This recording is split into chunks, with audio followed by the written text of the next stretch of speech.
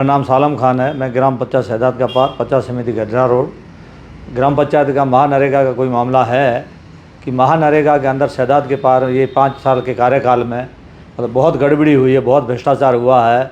हर हर हर बिंदु पे मतलब गड़बड़ी है।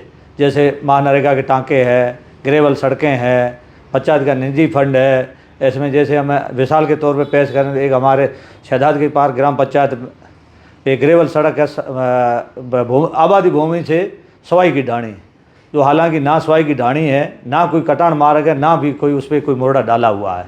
बिल्कुल फर्जी तरीके से उसके बिल फीड करके पेमेंट उठा लिया गया। सरकार की राशि का बहुत घपला किया गया है।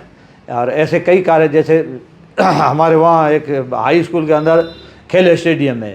खेल स्टेडियम मतलब 25 लाख का लगभग स्वीकृत है, और वो हालांकि स्कूल की ज़मीन छोड़ के सरपंच ने गोचर में बना दिया है, और गोचर उसमें लगभग 10-15 लाख की राशि खर्च हुई है। अगर उसकी जांच होती है तो उसमें भी गड़बड़ है। जैसे मठार के पार में मेरे खुद के गांव के अंदर सड़कें बनाई गई है ये पिछले अभी 2-3 महीने में। तो हालांकि वो सरकार तो उसको लीड देती है माहपुरी मोरडे की, और वहीं पे मिट्टी खोद के और डाल के बिल फीड किया गया माहपुरी का है।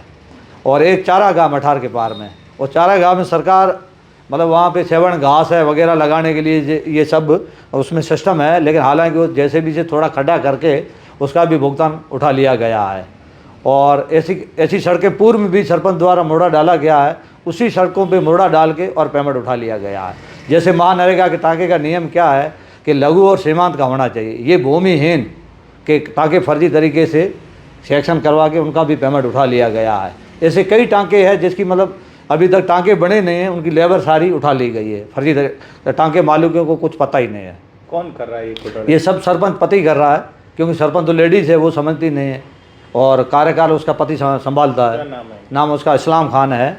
और बाकी भी सड़कें हैं, जैसे बिना कटान के निजी उपयोग के लिए बनाई गई है, खुद के खेत के लिए बनाई गई। ना यहाँ गांव की कोई सुविधा है, ना खुद निजी उपयोग के लिए। मतलब हर विषय पे अगर जांच होती है, बिंदुवार जांच होती है, तो ये ग्राम पंचायत शहजाद के पार के अंदर करोड़ों का घोटाला है। सरकार की राशि दुरुपयोग करने से बच जाए। तो आपने सीओ साहब को ज्ञापन दिया? मैंने सीओ साहब को ज्ञापन दिया था 5-7 दिन पहले। सीओ साहब ने मेरे आश्वासन दिया था कि हम जाँच करवाएंगे, लेकिन हाल तक अभी तक कोई जाँच नहीं हुई है। सरपंच से भी मैंने कई बार बात करी कि भाई साहब आप ऐसे कर रहे हो, ये अच्छा नहीं है। तो सरपंच तो यही कहता है भाई अधिकारी हमसे पैसे लेते हैं, इसमें कोई दिक्कत नहीं, आप चाहे कितनी भी कुछ कर लो।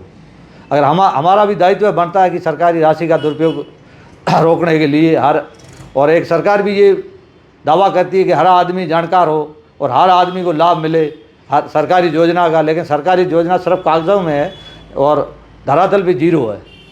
अगर इसकी हाई लेवल जांच होती है, ऐसी कई पंचायतें हैं, लेकिन मेरी पंचायत खुद के अंदर इतना घोटाला, तो बाकी तो अब अपने को पता नहीं। अब जैसे टाँके है, टाँके भूमिहीन के सेक्शन कर दिए। पिछले कार्यकाल में बीपीएल के टाँके सेक्शन हुए, और वही जॉब कार्ड लाभित हो रहा है। हालांकि ये नियम में नहीं आ रहा है कि एक बार एक जॉब कार्ड को लाभान्वित करने के बाद दोबारा उसका सेक्शन नहीं करवाते। क्या मांग है? हाँ, मांग यही है बिंदुवार जांच हो, और ये सरकारी राशि का दुरुपयोग रोके, हर आम आदमी का अधिकार मिले। और जैसे जॉब कार्ड है, तो अभी मेरा खुद का कभी नाम लिखा ही नहीं, क्योंकि मैं विपक्ष में था, वोट दिए नहीं थे कि भाई आप वोट नहीं देते तो हम नाम नहीं लिखेंगे। और आप पत्रकारों से भी हमारी ये विनती निवेदन है कि ऐसे मामलों को आप जनता के बीच में ले जाएं, ताकि जनता का भी इसमें भागीदारी रहे, और आपका भी थोड़ा हमें लगे कि भाई बिल्कुल ऐसा हो रहा है। हम गरीब की आवाज़ को उठाने के लिए आपके पास आते हैं, तो इस आवाज़ को आप और आगे बढ़ाएं, सरकार तक पहुंचाएं, ताकि ये सारा मामला बंद हो।